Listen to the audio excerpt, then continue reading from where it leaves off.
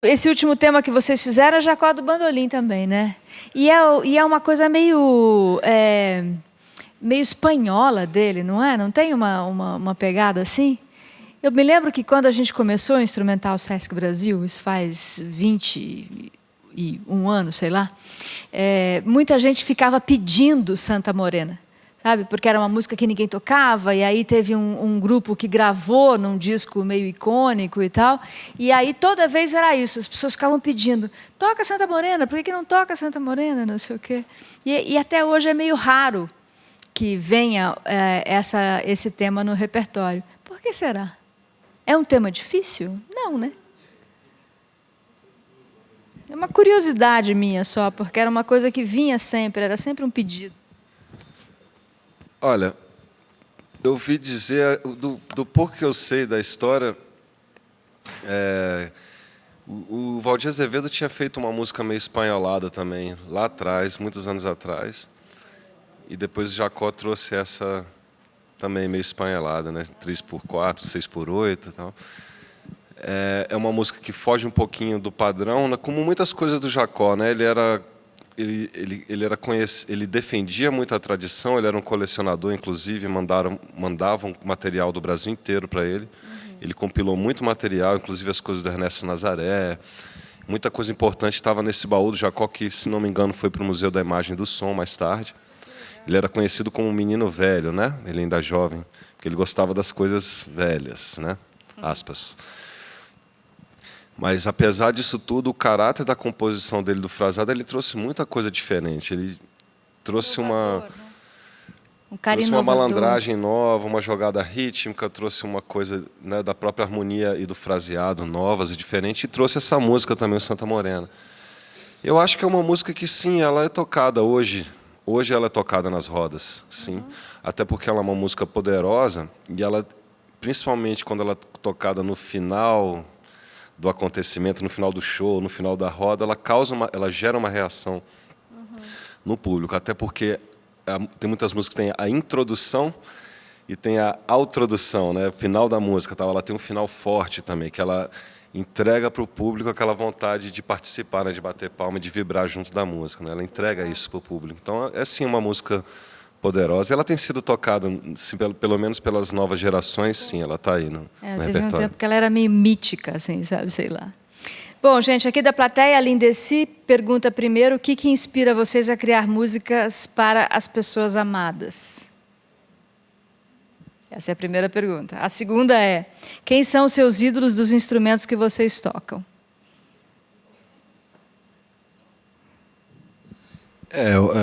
A primeira pergunta sobre a inspiração de compor música para as pessoas é pelo amor, pela consideração, pelo sentimento que nós sentimos pelas pessoas. Isso aí causa uma inspiração, uma melodia vem aqui, você lembra da pessoa, ou você quer fazer uma homenagem, um tributo. São vários motivos, né? O negócio da composição ele é um pouco misterioso, porque cada um tem o seu processo e, às vezes, a gente nem sabe direito como é o próprio processo, porque ele também acontece de várias formas. Então, o mais misterioso ainda é quando você tem, assim, às vezes você está pensando numa pessoa e vem essa melodia e tal, e você, né? Agora, os ídolos do violão, aqui eu tenho muitas pessoas para falar aqui no Brasil, né? A gente estava conversando sobre o violão brasileiro. É muito difícil falar quais são os meus maiores ídolos, mas toda a geração de violonistas populares e eruditos que estão ainda tocando até hoje em dia, né? Então, assim, é muito nome, eu não vou falar nenhum, mas eu vou falar assim, desde a história do começo do choro, do começo do violão da música popular brasileira, até a música clássica que está acontecendo até hoje em dia aqui no Brasil, principalmente no Brasil, mas também no mundo afora, são meus ídolos no meu instrumento. Nesse programa, a gente tocou uma música que eu escrevi que chama-se Valsa para Juliana, né? É uma música que eu fiz há um bom tempo atrás. A Juliana era minha namorada na época. E primeiro, quando a gente se conheceu no baile de forró, dançando, né? Então eu fiz um forró para ela, chama-se Meu Forrozinho, que a gente até gravou, né, meu forrozinho. Só que à medida que o relacionamento foi ficando mais sério, ela falou, não, agora eu quero uma valsa. Aí eu, tá bom, vamos fazer uma valsa. Eu fiz a valsa para a Ju, né, a valsa para a Juliana. Mas foi bem essa história mesmo. E quanto aos ídolos, né, do instrumento, as referências, né, eu acho que, como bandolinista, com certeza o Jacó do bandolim, ele definiu muito, né, tanto da linguagem do instrumento, do som do instrumento brasileiro, principalmente. Né, ele trouxe esse som que é diferente do resto do bandolim no mundo. Tem muitas tradições de bandolim no mundo, muitas formas de se tocar, tem um repertório, né, em várias tradições, em vários lugares do mundo, né, Douglas? Só que o Jacó, ele falou, esse aqui é brasileiro. Ele trouxe esse som, esse jeito de tocar brasileiro. Então, com certeza, ele seria a maior referência para mim. Para mim, o que inspira compor para pessoas amadas, assim como o Douglas já disse, em especial o amor, né, por essas pessoas, o carinho, às vezes a gratidão, né? E essa música, Lau e Jogi, eu fiz pelos meus filhos, que eu amo e sempre estou com saudade. Eles moram em outra cidade com a mãe. Então, é meio a cara deles, um pouquinho essa coisa de ser meio brincalhão, meio inesperado, algumas coisas. Então, tem uns caminhos um pouco diferentes. Então, a inspiração ela vem de várias formas, né, para a gente compor. Tinha uma música no programa que a gente não fez, que era uma música que eu compus para a Roberta Valente. Inclusive, ela vai falar com vocês em particular por que a gente não tocou.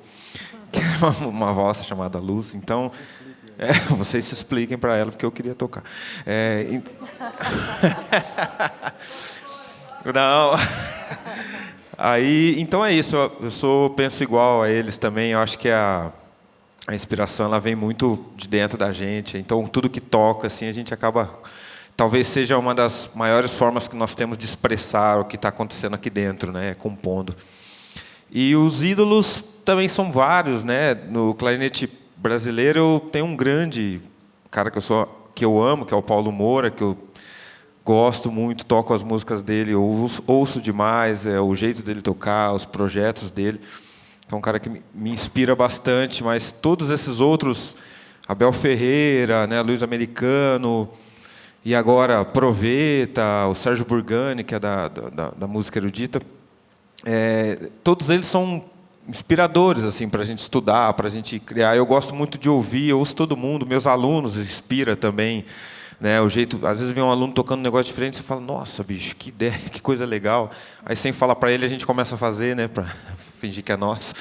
Então, então todo mundo, eu acho que eu gosto muito de todos os músicos, assim, os clarinetistas, todos eles me trazem. Eu sempre tento aprender alguma coisa e tentar colocar na minha música e somar junto com todo esse universo aí dos grandes mestres. Bom, a gente tem também a participação aqui hoje do Alessandro Penese. Vamos ouvir o que ele tem para perguntar para vocês. Vamos ver. Queria perguntar aos três se, por acaso, o disco do trio, Maurício Carrilho, Pedro Amorim e Paulo Sérgio Santos, influenciou de alguma forma vocês para que esse convite até para o Alexandre Ribeiro fosse feito. E aí é uma referência para vocês?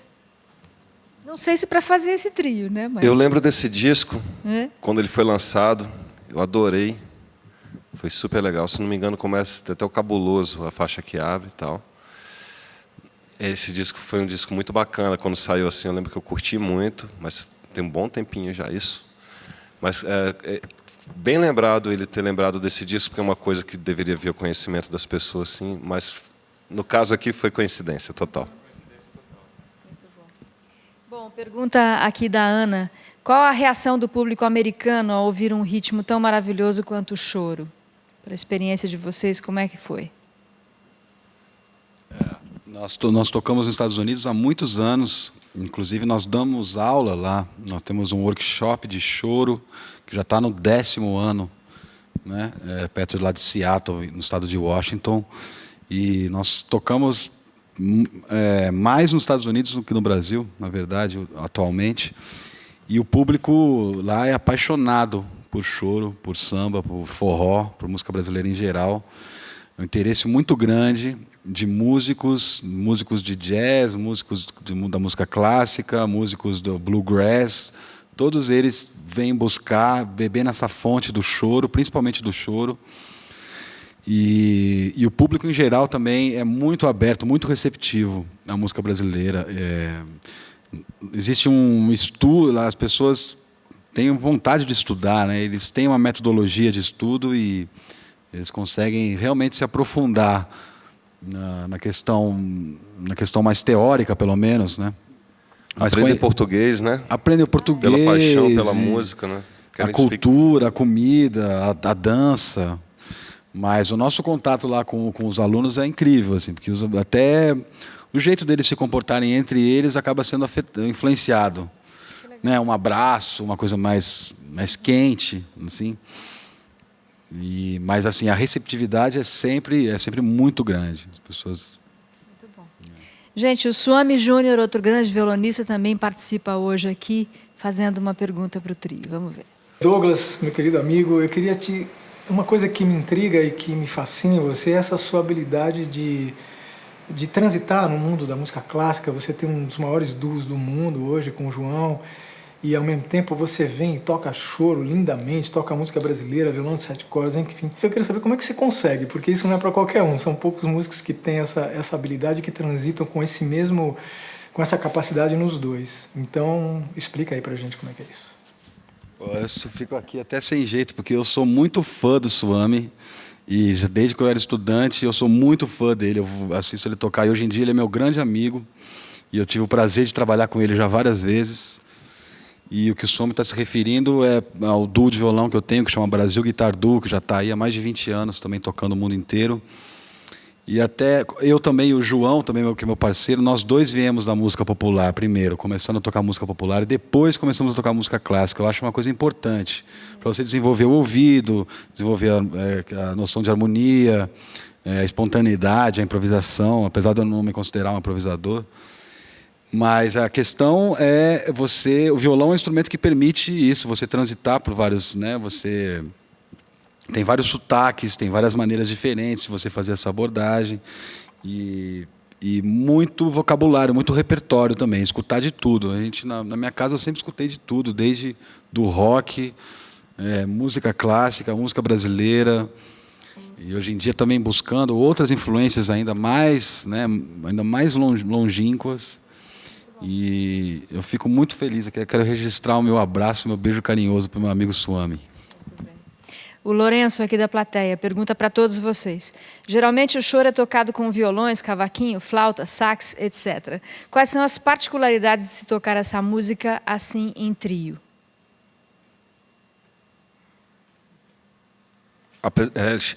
São duas coisas. Na verdade, você ganha uma liberdade muito grande, porque você não tem um instrumento de percussão que dita o ritmo, que segura ele. Então, a gente tem um pouquinho mais de elasticidade, de expressão em alguns temas. A gente pode flutuar um pouco mais, pode ser mais elástico, o que é divertido de fazer, é gostoso tocar assim, deixar a respiração tomar conta, né, do andamento da música. Tem mais espaço também, né, como não é um regional completo, tem mais espaço que a gente pode ocupar tocando. Se a gente estivesse tocando com uma instrumentação mais complexa, no caso tivesse um cavaquinho, um instrumento de ritmo, talvez um segundo violão, um acordeon, com certeza o Douglas não teria o mesmo espaço de ocupar, e nem eu, né? Não sei para o Alê como é que funciona isso, né? Às vezes ritmicamente ele está tocando numa região, né? Ele está às vezes fazendo também o groove, o ritmo com a gente, a percussão até no instrumento dele, e ele teria que estar mais atento com a região do instrumento que ele está tocando para não estar competindo no espaço, né? Afinal de contas, a gente somos vários, mas a gente faz uma música juntos, né? Então, assim, existe essa liberdade de tocar, ao mesmo tempo é um desafio também, que cabe mais responsabilidade, né, para o Douglas aqui no caso, cabe a ele ocupar mais a coisa rítmica também e ocupar os espaços que ficaram vagos, né? Mesma coisa para mim e para o Alexandre também. Então, é uma liberdade e um desafio ao mesmo tempo. E é mais barato. Bom, mas eu acho que no Noites Cariocas, por exemplo, isso que o Dudu falou fica bem exemplificado, né? Porque vocês fazem o tema, mas tem hora que é uma loucura. Você pensa, agora eles se perdem, mas não, aí volta, né? Quase. Não, é uma conversa muito intensa, né, rolando ali entre vocês e eu acho que nesse tema, vocês três, nesse arranjo que vocês fizeram, dão tudo ali. Para mim foi o pico do show, assim, foi um momento realmente, vários momentos lindos, mas Noites Cariocas, em termos de performance, né, de cada um no seu instrumento e do conjunto, achei espetacular. E acho que mostra exatamente isso aí que você está falando. Tive essa impressão, né? Bom, Célio aqui da plateia, por que lixar as unhas? Melhora a pegada? Porque não, é necessário, é fundamental você estar com a unha bem polida para que o som saia. A unha é uma extensão do seu instrumento. E essa aqui é a escola do violão clássico, na verdade. Isso aqui é uma influência... Cadê o Célio? Quem que é o Célio? A influência do violão clássico, que é esse cuidado um pouquinho com a unha, com deixar bem polida. Não sei se você percebeu, é uma folha, é uma lixa de parede. Não é aquela lixa mais grossa. Aquela também. Eu tenho um kit manicure aqui atrás que eu não saio sem ele, assim, para lugar nenhum. Muito bom. E o Cacá Martins aqui também da plateia pergunta qual a música que você compôs para sua mãe? E em que CD está? Para Você Uma Flor foi antes do Choro Pesado, a terceira, a antepenúltima. O CD é o Rosa dos Ventos, que é um CD que nós gravamos com a Nat Cohen Trio Brasileiro, e nós tivemos o grande privilégio, a grande felicidade de que esse disco foi indicado ao Grammy, de melhor World Music Album, lá nos Estados Unidos. Foi um álbum que a gente ama, assim, né, que nos trouxe muitas alegrias.